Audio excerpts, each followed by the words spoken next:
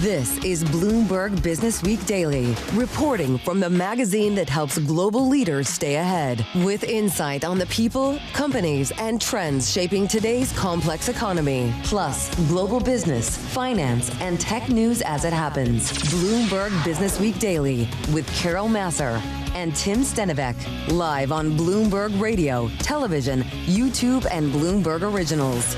And a very good afternoon, everyone. Live across Bloomberg platforms. This is Bloomberg Businessweek Daily for, yes, it is Friday's Eve, Thursday, September 25th, 2025. Carol Massar, Tim Stenovec. And we are seeing stocks definitely off their best levels. They're in the red across the board. Those Mag 7 names really weighing on the trade today. Yeah, Charlie Pellet's going to have the details, but seeing red across the screen, as you mentioned, Carol, the NASDAQ Composite down a full percentage point right now. The S&P 500 down 0.9%. The Dow down 0.6%. Tesla taking a real beating today as a result of what we heard from Europe and car sales happening in Europe. Tesla, a very small portion, less than 2% of car sales there. You know who isn't taking a beating is Intel. This stock is one of your top performers in the S&P and the NASDAQ 100. It's up for a third day. We're going to get into why, oh why, might Apple actually want to invest in the company? We'll get to that in just a moment. Plus a view from the C-suite on that and more with Cristiano Amon, the CEO and president of Qualcomm. He's going to be joining us in just a few minutes. We've got the CFO of Affirm, Rob O'Hare, is going to be in the house. We'll get a view of consumers, what they are up to, and then leveraging AI to transform women's health. That's all coming your way in just a moment. First up, though, a check of the day's trade and top business stories. Here he is, Charlie Pellet. Thank you very much. Lower across the board right now on the equity market. Do want to begin with a developing story involving TikTok. We had the headline moments ago here on the Bloomberg Professional Service. Oracle, Silver Lake, and MGX will be the main investors in TikTok. That's according to CNBC citing sources. The three will have a combined 45% ownership of TikTok. Again, developing story right now, headline on the Bloomberg. Stocks in the red right now. Stocks are falling as valuation worries overshadowing data this morning, showing that the economy is holding up. Those numbers, the economic numbers, not having much of an impact on Fed bets, but bond yields kept rising after a weak Treasury sale. We've got the S&P down 59 at 65.78, drop there of 0.9%. Dow Industrials now down 290, a decline of 0.6%. Tech selling off. NASDAQ down 1%. NASDAQ 100 index also down 1%. At our Mag 7 index, as Carol mentioned, down now by just about 1.5%. The 10-year at 4.17% with the 2-year 3.65%. Gold up $9 the ounce, up by about 0.2%. And West Texas Intermediate crude oil WTI 64.78 a barrel, down now by 0.3%. Amazon has agreed to pay $2.5 billion in penalties and refunds and change its process for how to cancel its Prime subscriptions to settle a lawsuit by the Federal Trade Commission. Amazon down by 1.1%.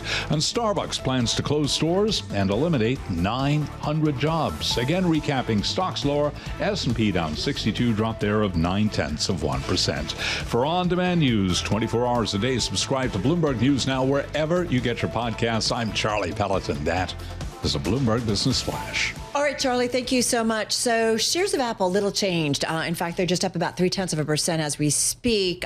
This nearly 24 hours after the Bloomberg exclusive that Intel has approached Apple about securing an investment in the companies, according to people familiar with the matter. It's all part of efforts to really bolster a business that's now partially owned by the U.S. government. So Apple, little change today. Not the case, though, for Intel, rallying another almost 6% in today's session. And we saw the stock rally yesterday as that news hit late in the Wednesday trade. Okay, so the story got many, we think it's safe to say, including us, asking why, oh why, would Apple make an investment such as this? Remember, it's just reporting that Intel has approached Apple about this at this point. That's what we have. So we wanted to bring in Mark Gurman because we're really curious about what he's hearing. He's Bloomberg News managing editor for Global Consumer Tech. He is the Apple guy. He covers this company so closely.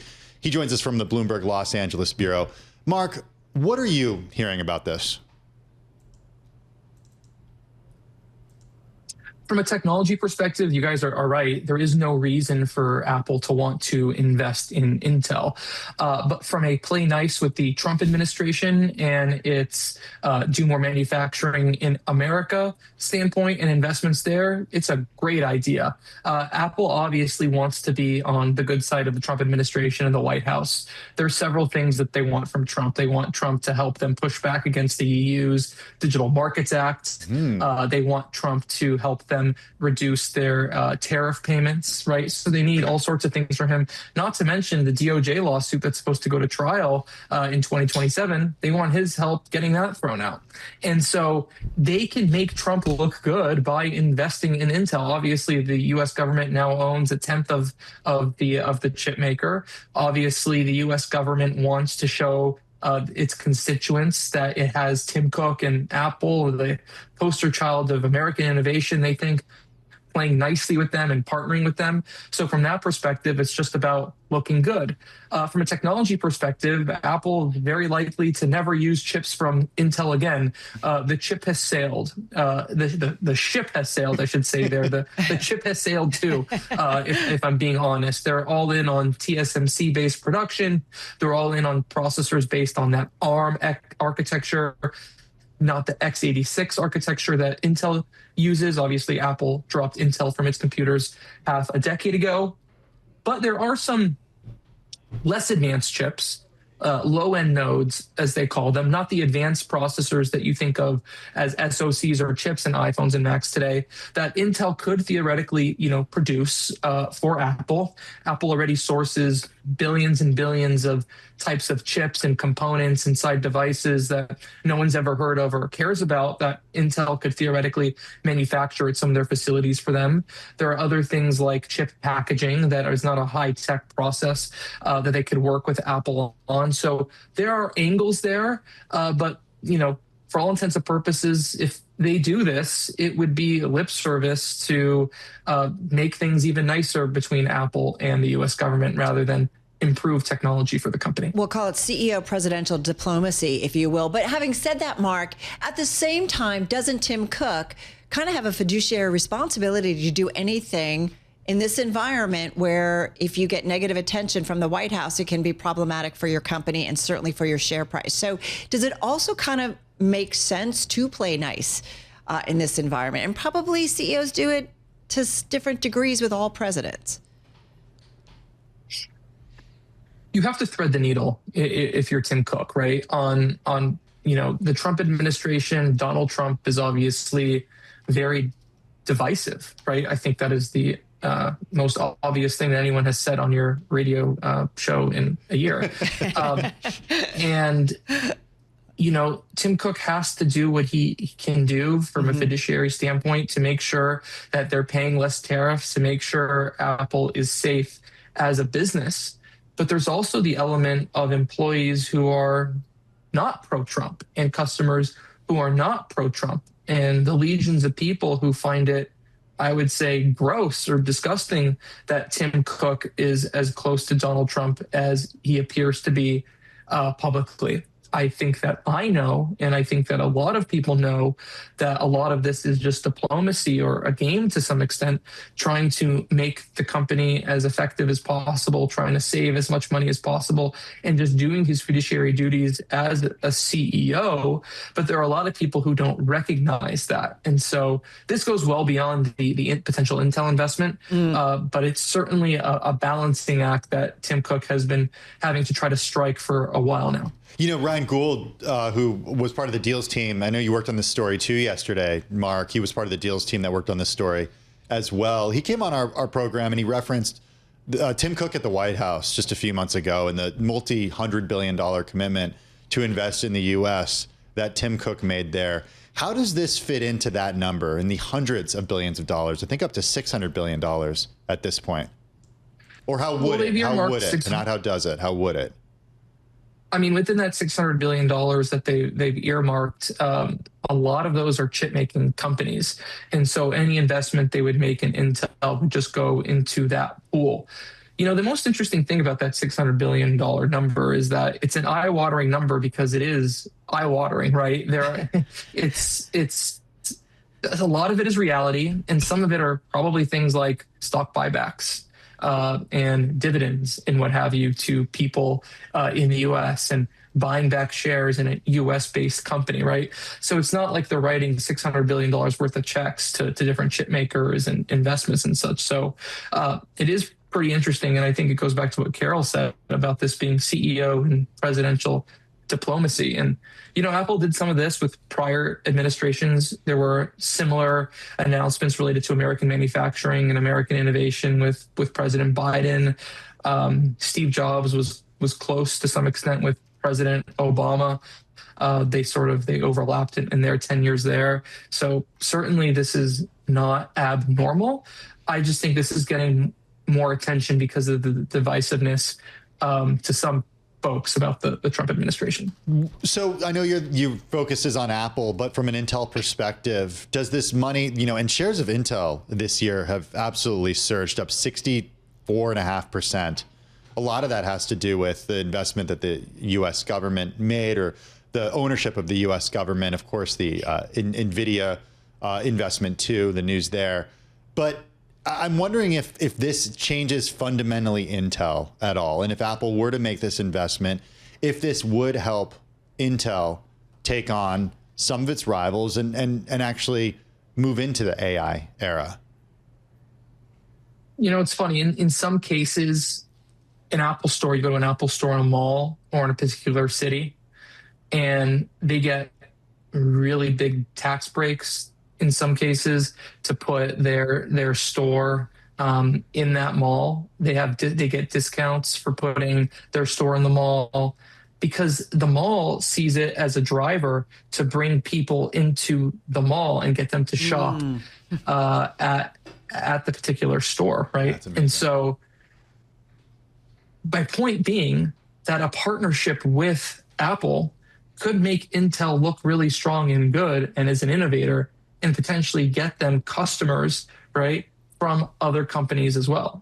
And so the Apple brand is so strong that it can have a positive, layering effect for Intel. And I think that is the play there in addition to the funding. All right. I have a silly question for you, but, here we go. Is it possible Intel could have called up Apple, Mark, and they're like, yeah, we don't want to talk to you? I mean, would they do that? Or is there kind of a Silicon Valley, hey, yeah, we are all always talking to each other? They're always talking to each other. I mean, they show that they have an enemy-like relationship with Meta, maybe with Google on one hand and Amazon, but all these CEOs and all these executives of all these tech companies are interlinked socially, business-wise. Their spouses know each other. Their kids go to the same schools with each other. They're all linked together, right? There's no getting away from that. So like on the surface, they may show these bad relationships, but there's no declining a call from another CEO at another company. They all know each other. They all text. All right. Okay. That makes sense. Hey, listen, so on that, I'm just thinking about the H-1B visas and what President Trump has talked about in regards to this. And we've been talking a lot about the impact on the tech sector. I am curious what you are hearing. What's Apple's exposure on this? Yeah, this is terrible. Honestly, this is terrible. It's not like, so let me take a step back here. The reality is that other countries are producing great talent, countries like India. And I think it's a good thing for America to have the best talent, no matter where they come from. And I think Apple agrees with that specifically. And, the other thing to note is that the Indian community at Apple, from what I've heard, is up in arms about this. There are a lot of people on H-1Bs, a lot of people trying to get green cards. Apple spends a lot of money to help that make that happen. And the engineering talent coming from places like India is just, supreme. There are many executives at Apple. The COO is from India. The COO's deputy, his eventual successor, is from India. Some of their top software engineering executives are from India. So they have a lot of talent from outside the US. And Apple is only Apple to some extent because of the talent they have been able to bring in from across the globe. So for Apple, this is a terrible thing. I would say for American innovation, right? American innovation is not only made by Americans, it's made by people who chose to move to America from other countries for a better opportunity and to have an impact. So I don't think this is a good thing at all for Apple, Amazon, Google, Meta, or any of the tech companies, or quite frankly, the country. And we do have a story in the Bloomberg. I just want to point out that a bipartisan Senate duo is pressing Amazon, Microsoft, other companies on their use of H-1B visas to hire foreign workers with specialized skills. So all of that going on in the background. Hey, we're speaking with Mark Gurman. He's Bloomberg News managing editor for Global Consumer Tech. He joins us from Los Angeles. Mark, more on the H-1B story. You know, we saw so many tech CEOs just a couple of weeks ago at the White House at that dinner. I was surprised to see a decision such as this from the president, given that it would affect the companies that these individuals run so negatively. Why don't you think we've heard a collective message from the tech community on the H-1B visa issue yet? Oh, I mean, Tim, you know the answer to that. It's because they're scared of Donald Trump and they don't want to push back on this H-1B visa issue only for Trump to hit back at them with tariffs or starting to charge Apple more tariffs than they're already paying today, right? I think they are worried if they fight on this issue, they'll come back and be hit harder on other issues, maybe issues that they consider more fundamental to their lobbying efforts. You're not going to see Apple push back publicly against this H-1B issue. They would have done so already. Instead, they're going to work with lobbyists and other groups behind the scenes to have them do their bidding for them, but you're not going to see them push back publicly. That's not going to happen. All right, we're going to leave it there. Hey, I'm so glad, we are so glad, Mark, that you could lay that out for us, both on the H-1B visas, but also Apple and an Intel possible link up. Mark Gurman, he's Bloomberg News managing editor for Global Consumer Technology. We're going to stay on the tech world because we did have some headlines involving TikTok. Yeah, Oracle, Silver Lake, and MGX will be the main investors in TikTok. This according to CNBC's David Faber. He reported this on air. He cited people familiar with the matter. Oracle, Silver Lake, and MGX will have a combined 45% ownership of TikTok. That's according to Faber. Looking at shares of Oracle right now, Carol, down about 5.8%. All right, we're talking TikTok. We just talked about a possible Intel, Apple kind of tie up there with our Mark Gurman. We want to stay again on really the tech world and even that tie up or possible tie up. We've got the head of a company that's one of the world's biggest sellers of the chips at the heart of mobile phones, including Apple, which is its second biggest customer, at least according to Bloomberg data. Great to have with us Cristiano Amon. He is CEO and president of Qualcomm. He joins us from the Snapdragon Summit in Maui, Hawaii, along with our BTech co-host Ed Ludlow, which you can find on BTV every day at 11 a.m. Wall Street time. Ed out there in our San Francisco bureau. Gentlemen, great to have you both here on Bloomberg Businessweek Daily. Cristiano, I want to start with you. I got to ask you, Apple is, according to our data, your second biggest customer. What would a possible Apple-Intel tie-up mean to you guys? Look, there's no relationship. And actually, it has been widely reported for years now that over the next few years, I think Apple will stop, getting chips from Qualcomm. And the company has really moved on not only what we're doing within the Android ecosystem, but we're now in PCs, in automotive, in industrial, in robots. We're even into the data center. So Qualcomm, it's a different company right now. We continue to execute on this strategy, and there's really no relationship. But in terms of a tie-up, do you think that's even something likely, that there is some deeper relationship between those two companies? The way I think about it, and like I don't know details, but I can only see two possible angles. One possible angle is Intel continue to invest to become a foundry. In that case, as we are a fabless company, we welcome more foundries. Today, we manufacture our chips with TSMC, with Samsung, and if Intel has the capability to become a competitive foundry in America, we're very happy, and we will look at them as a manufacturer. As far as from a product standpoint, I can't really see a connection because Apple have their own processors. And we want to get on to other stuff. One more question, though. How are you feeling about the government investing in Intel? I don't know, would it be fair for other companies, even a Qualcomm, to say, wait, what about us? Look, my understanding of this is there is there is an overarching strategic topic, which is manufacturing of semiconductors. And I think we know, and it's been widely reported, that Intel had a struggle to compete with companies like TSMC and Samsung. So anything that is driven towards enhancing the industry manufacturing capability, especially in the United States or even other places, so we have a more geographically diversified manufacturing, that's actually good news. We're looking at the big picture. Cristiano, like the thing definitively that's changed is the landscape in both PC and mobile. But I really want to start on the PC bit. I look at what's come out of Maui, generation to generation from a year ago. And what's really clear is you want to push even deeper into Windows-based PC. Could you just explain like how the generational updates on the tech help you do that and why it's important? Yes, and I wish you all here with us. This is actually not bad place. We wish all. we were there also. Yes, this has been day 3 of a lot of announcements, all the chip announcements. And one thing that we're actually very proud. I think, as I said, earlier to Carol, I think the company is diversifying. We're building products for many different industries, and PCs is one of the growth vectors of the company. So we announced our 2nd generation PC. We just entered this market.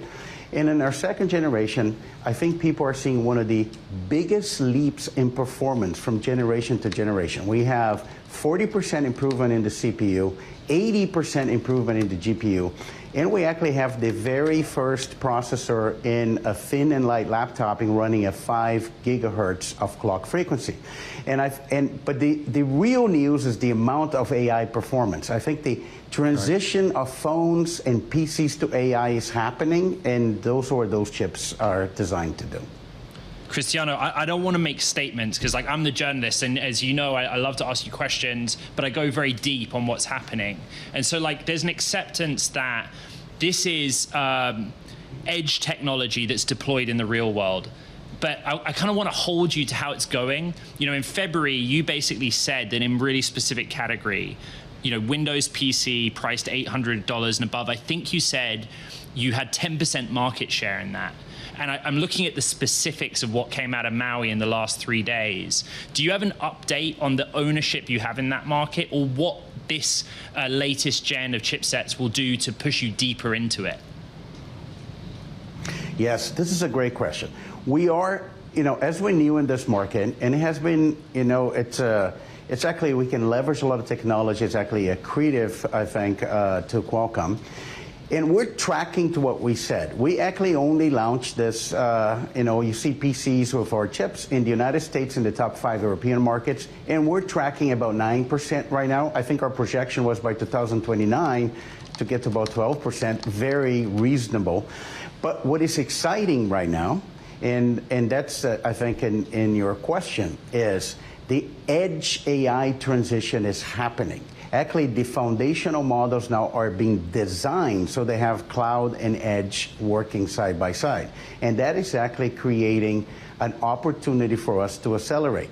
And it is reflected in a number of designs. We actually, a while ago, just a couple quarters ago, we talked about having 100 designs across all the major PC OEMs, HP, Dell, Lenovo, Acer, ASUS, Samsung. Now that number is significantly higher, and we're seeing the excitement.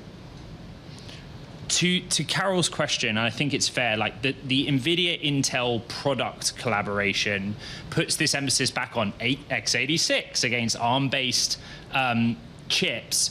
How are you tracking the penetration of both in the market?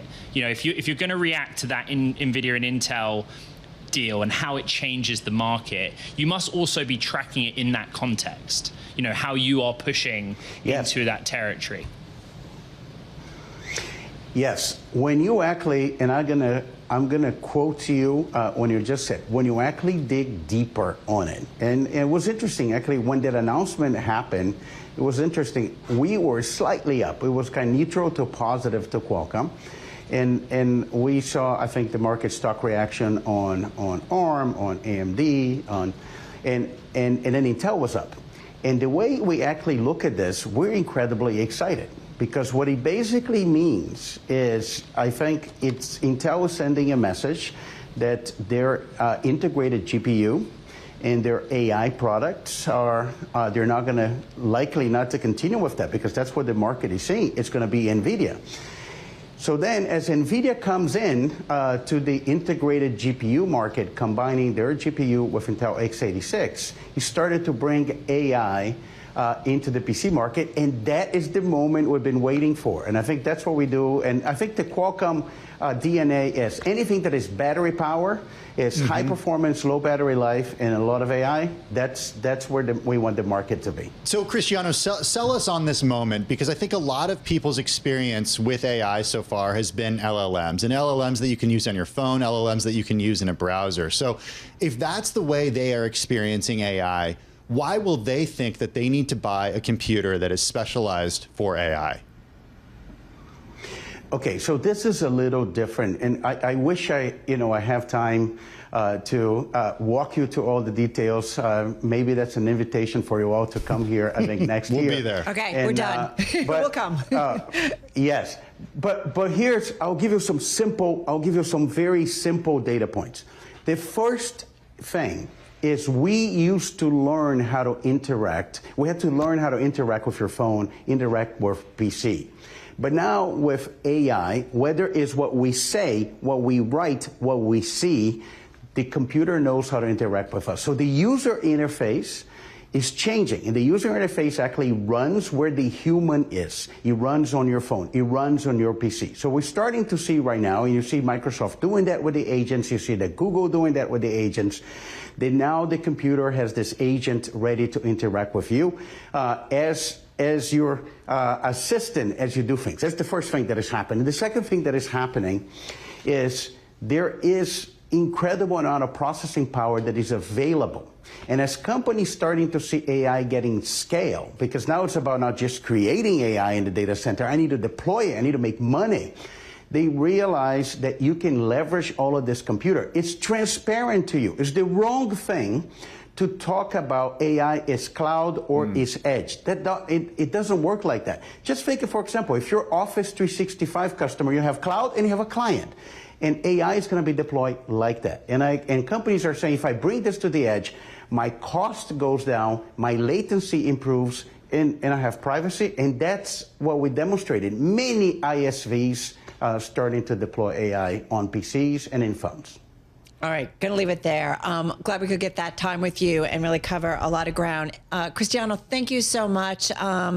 Enjoy Maui. We certainly wish we were there. It's a pretty great day here in New York City. Cristiano Amon, he is CEO and president of Qualcomm, from the Snapdragon Summit in Hawaii, along with BTech co-host Ed Ludlow in San Francisco. Check him out every day with Caroline Hyde there on Bloomberg Television at 11 a.m. Wall Street time. And be sure to check out Ed's reporting out on this story. Hey, we are just a little over 90 minutes from the close of U.S. equity trading. Stocks, well, in the red, but off their worst levels of the session. Charlie Pellet watching this closely.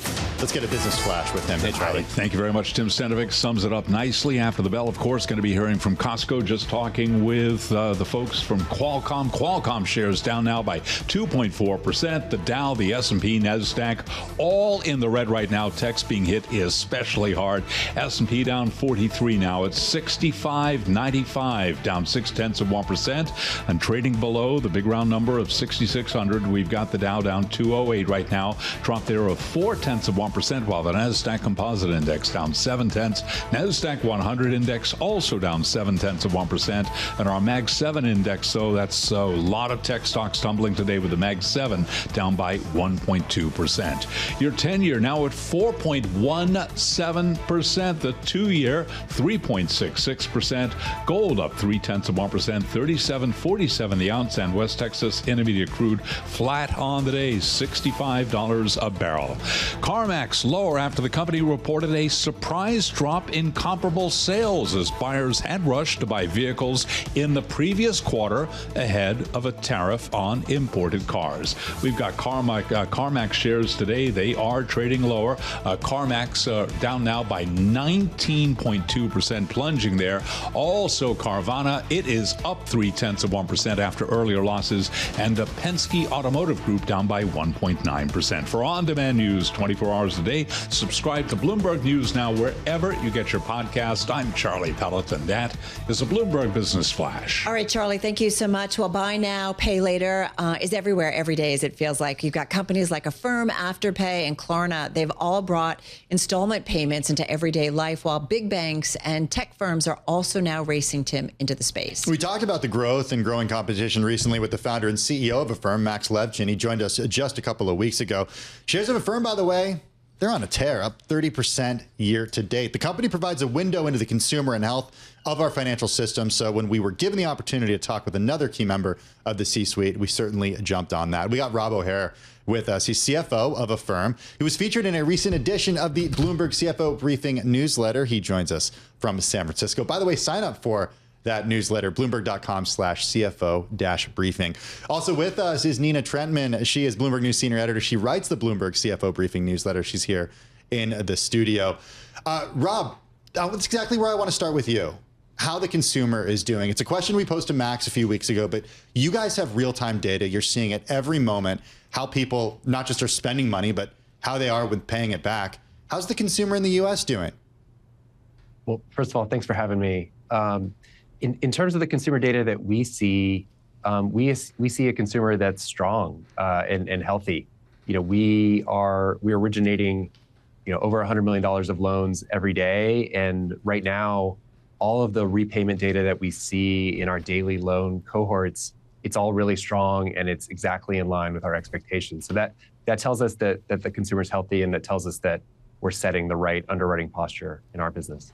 Rob, how about delinquencies in the business? Are those ticking up? What are you seeing there in the data? No, I mean, we manage credit. That really is job one internally for us, and we stare at delinquency data. That's part of the repayment data that I was alluding to, and we're seeing outcomes that are exactly in line with what we would expect. Just wondering, with the Fed cutting interest rates last week and indicating that there might be more cuts to come, how important do you think that is for your consumers, and also how important is it for your business? It may be helpful for consumers, right? It may reduce the consumer's total costs of credit, which I think is beneficial for them. For us, though, we actually like the rate environment that we're in today. We're very profitable as a business. When we look at loans on a unit level, we're sort of at or above our long-term ranges. So we feel good about this rate environment. If rates were to go down from here, it might be a modest benefit for us. Not all of our funding that we utilize is floating rate in nature, so there could be a lag effect to see any sort of real material benefit. But I think one of the great things about Affirm is that we can be adaptable and we can excel in any macro environment. One thing we want to ask you about is that Bloomberg Intelligence, our own research team, Rob, has put out a report this morning, and they're projecting that Affirm will surpass 30% growth this year, to ahead of consensus. So just talk to us, if you will, about some of the drivers here when it comes to volume drivers.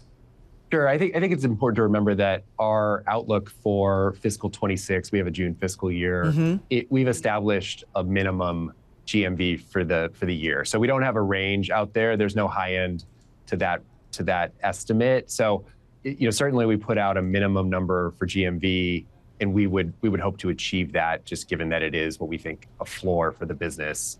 Closer to home, for Q1, we're guiding that we see about 37% growth in the GMV line in the September quarter, and that would be down from the 43% that we had in the June quarter. So both metrics, I think, are quite healthy and quite strong, and we really like what we're seeing in the business today. Hey, very briefly, can you just tell us a little bit about the Affirm card? 10% of your users are on the card. Tell us exactly how it works and the profitability on the cards portfolio. Is it better than conventional buy now, pay later? Our card is slightly better profitability than our business at large.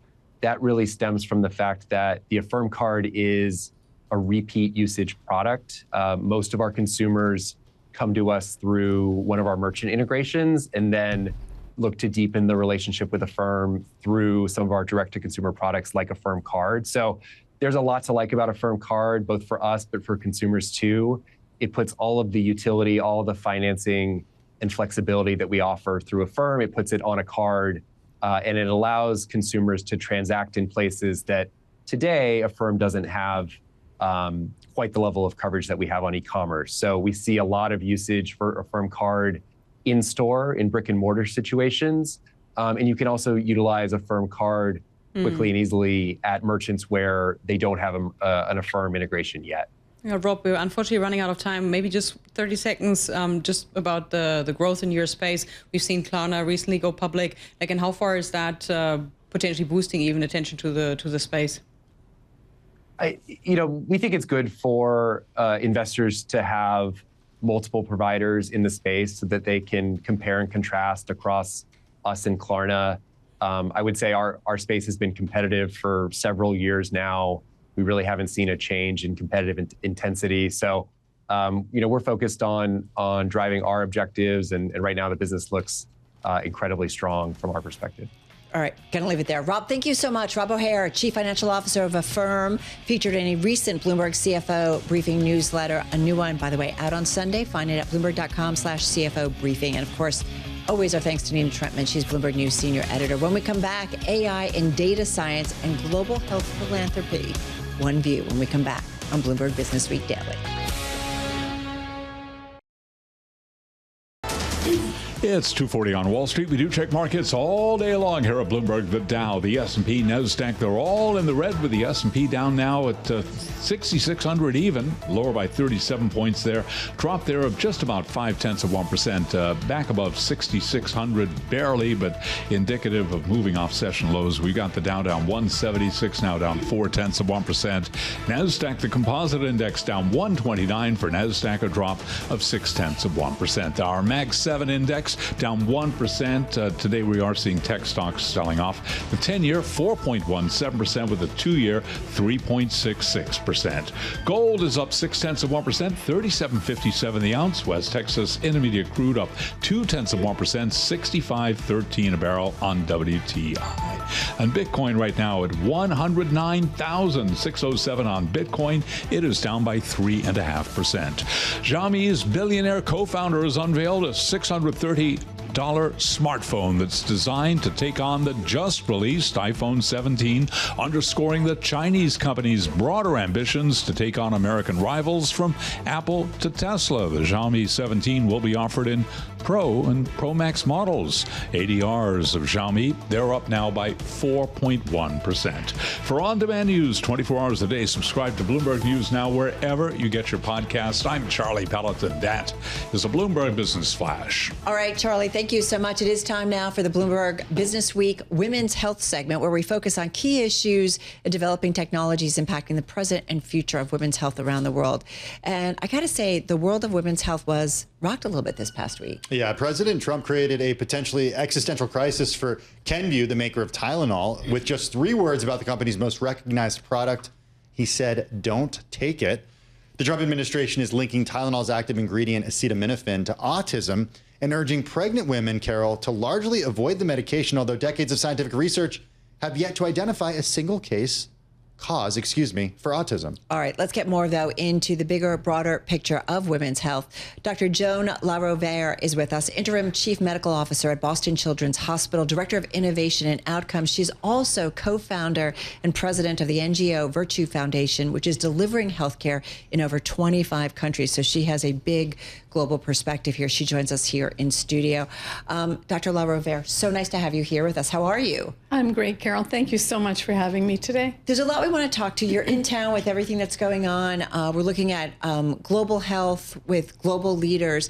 I do need to ask you, though, about what we got from the administration this week, the Trump administration, the president on pregnant women taking Tylenol. I'm just curious what it's been like, and I know you've been in New York, but what you've been hearing from your team back at Boston Children's when it comes to this news and what they're hearing from patients and what the guidance is that you're giving them. Absolutely, Carol. Well, firstly, at Boston Children's, we don't take care of pregnant women. It's a children's hospital, but right. This obviously encompasses women and children. And I myself don't take care of autism patients. I'm a pediatric cardiac intensive care specialist. But I am hearing from my clinical colleagues that they are getting calls from families, and creating confusion around this is really a challenge.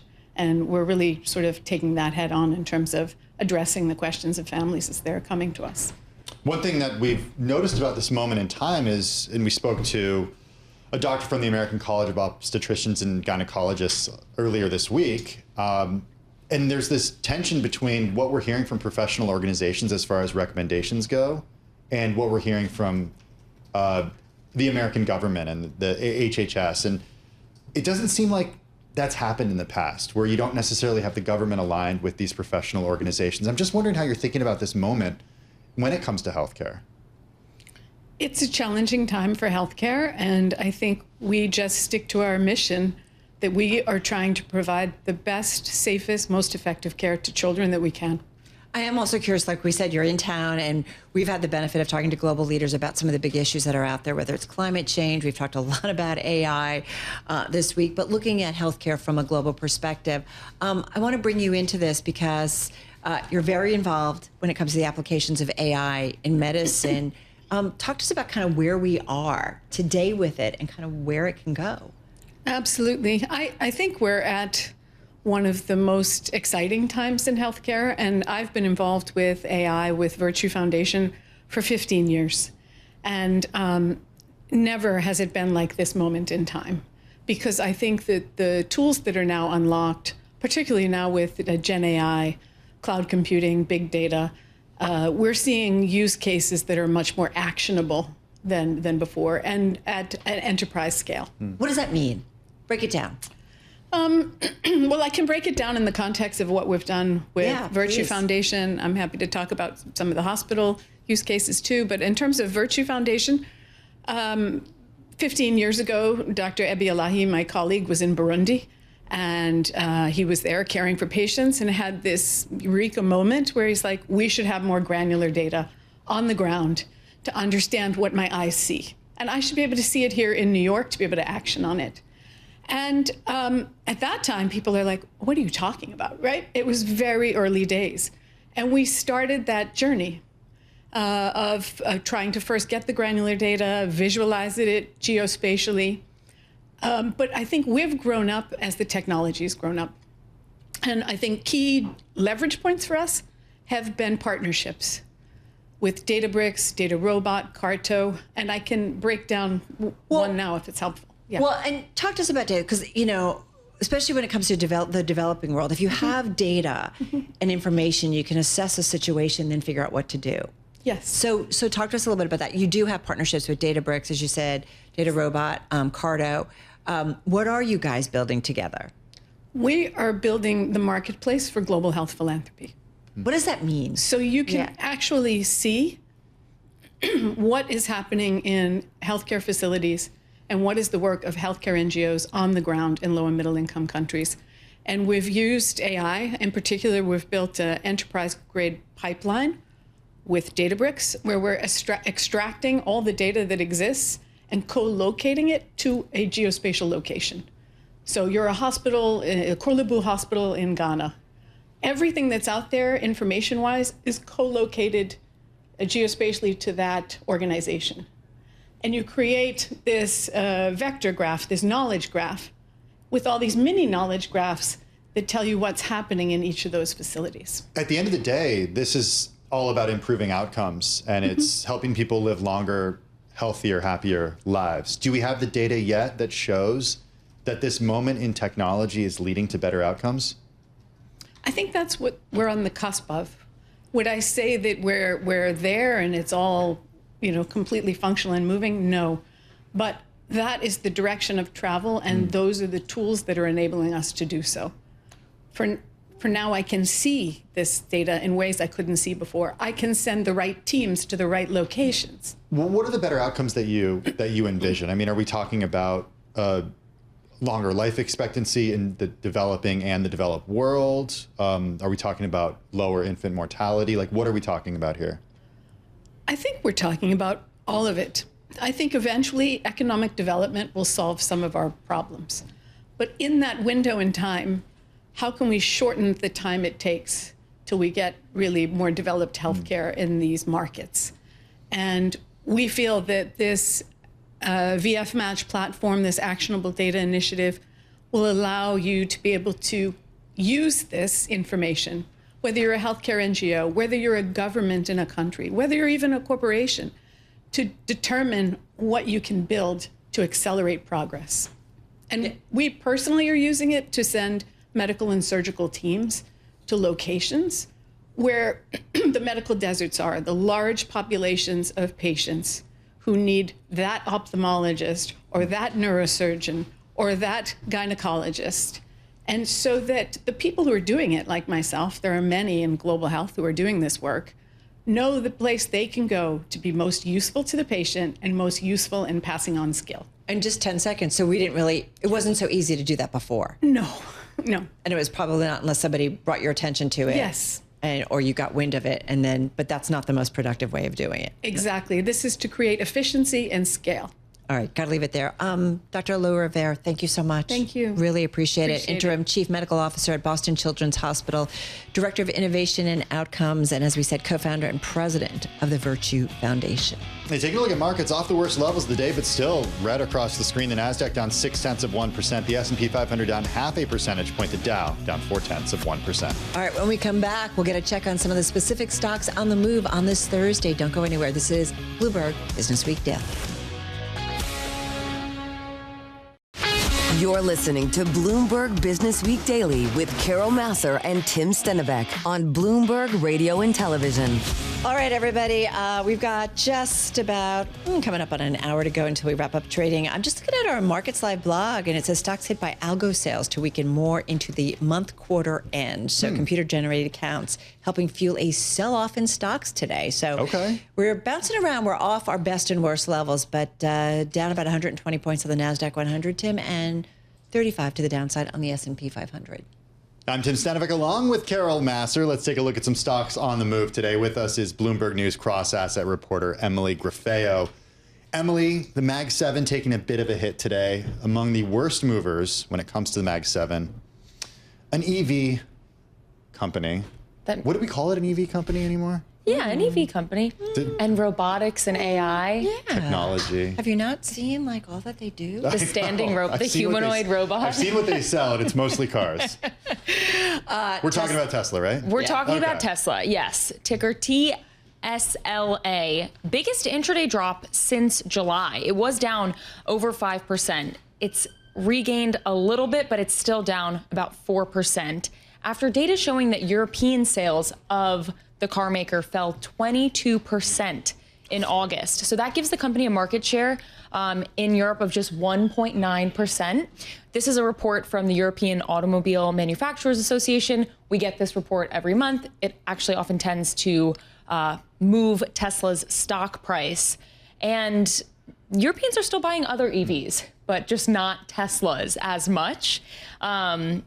We did see EV sales rise in the region in August, but the Tesla sales dropping. Not so good. On the flip side, Intel continuing to have another good day. Yeah, Intel extending gains for a third day. It's up 7%, and it's extending a gain after Bloomberg reported yesterday that the chip maker had approached Apple to ask for an investment. This is just the latest of a series of Intel headlines that we've gotten in the last couple weeks. The stock is up 36% over the last month, and this is ticker INTC, Intel. Our reporting is citing people familiar with the matter. The latest that we know now is that Apple and Intel have also discussed how to work more closely together, and that the talks are early stage and may not lead to an agreement. But the headline here is that Intel approached Apple for an investment. Well, and it's our Mark Gurman said, because we were talking to him, like, why would Apple do it? And we really talked about kind of political clout. I was calling it presidential diplomacy or CEO presidential diplomacy, but it's kind of interesting. But he says, you know, tech CEOs, they kind of talk to each other all the time, these big tech guys. Yeah, this would be, you know, like we said, the string in the latest of different investments. Obviously, last week we saw a $5 billion investment by Nvidia. Yeah. Into Intel, we've seen the actual U.S. government investing. And just for context here, I'm sure you guys know because you talk to a lot of tech analysts, but Apple was a longtime Intel customer, but then switched to in-house processors in the past 5 years. So maybe they're going back. Who knows? Yeah, Mark had a really interesting point when we spoke to him about this, which was, Apple is smart about making U.S. investments right now. Right. And I was trying to look for any other reason why Apple would do this. And look, the reporting says there's been discussions about it at this point. Yeah. And there was really no other reason that Mark gave us. Maybe they could help with some of the many other less intricate chips that go into some of these devices, he did say. But he did. For the most part, yeah, politics. Presidential diplomacy. But and we talked about this fiduciary responsibilities that CEOs of big publicly or all publicly held companies. Said that. Right. We talked about like having a relationship. It's not just this administration, but it is good to have a good relationship with the White House, right? Because whether it's a Democrat or a Republican or whatever, right? Yeah, I mean, laws are made and then it affects the company and it affects the shareholders. So Exactly. Where do you want to go? CarMax? So Intel was the best performer in the S&P 500 today. The worst performer is CarMax, the used car retailer, plunging down 20% to 5-year lows. Bad earnings. They missed EPS, net sales, and operating revenue. And the street was pretty vocal about this earnings report. So Truist Financial Services said this was a, quote, miss across the board with, quote, really nothing good to see for CarMax. Used vehicle sales coming in at $5.27 billion, but that was down 7.2% year over year and also missed estimates. The auto retailer actually pointed to a fallout from Trump's tariffs and rising distress among consumers as it reported these earnings. I don't understand the environment here because I don't either. I saw that too, Emily. And just in our program, Bloomberg Businessweek Daily, earlier on Thursday, we spoke with the CFO of Affirm, Rob O'Hare, who said the consumer is great right now. Everything we are seeing is fine. I am so confused. So if CarMax is out saying that the tariffs have caused this distress and people are pulling back, right? What are they? Look, a car is a big purchase, but yeah, if they're not seeing that at Affirm, then I don't know what gives. I don't know. These are the crosshairs that we kind of like are dealing with. It plays to the uncertainty. Even our very own Fed chair, Jerome Powell, was talking recently about just how much uncertainty there is for business leaders. So yeah, CarMax, ticker KMX, down now almost 20%. Emily Graffeo, thank you so much. Be sure to check out our Stock Movers podcast, 5-minute episodes, because winners and losers in the market. Find it on Apple, Spotify, or anywhere you get your podcast. If you're watching on TV, the close is coming your way in just a moment. Tim and I continue on Bloomberg Businessweek Daily.